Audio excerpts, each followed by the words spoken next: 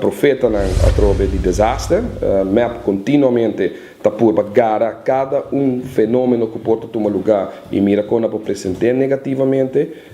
realizando um processo privado normal que toma lugar tour parte, mas expliquei, mas conversar, nós atender, se é diferente do governo aqui que o governo anterior, nós temos relação contínua com os partners, nós temos papel com nós temos deliberar com nós, Carlson Group está na Aruba na 3 ocasiões, não 1, não 2,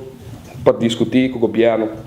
e o governo mostra num ponto de vista e manejo que também tem, nós explica não é processo naturalmente que é um processo privado, mas de que quadro não que nós que traz com partner que o dia de manhã está na Aruba, realizando a vende 6 de sua propriedade,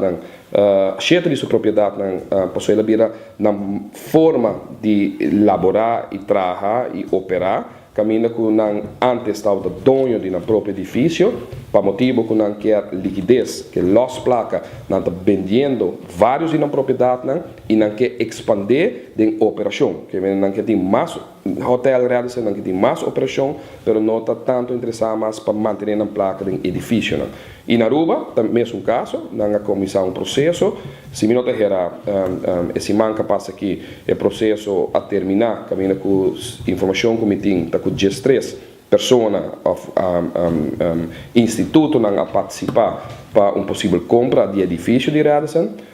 Carlson Group, que está dono naturalmente de Brand Radisson, a mostra no momento que não interessa para pôr um comprador que está willing para seguir operar Radisson, porque não queda Aruba, a operação a bem melhorar durante os últimos 3-4 anos, que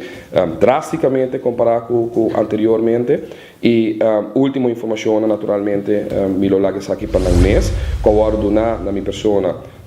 da mostra que tem luz positivo de direção A, apesar de que nós sabemos que o G3 tem pessoas que estão all inclusive também, ou instituto que estão all inclusive, cadena que não está menos desejável para Aruba,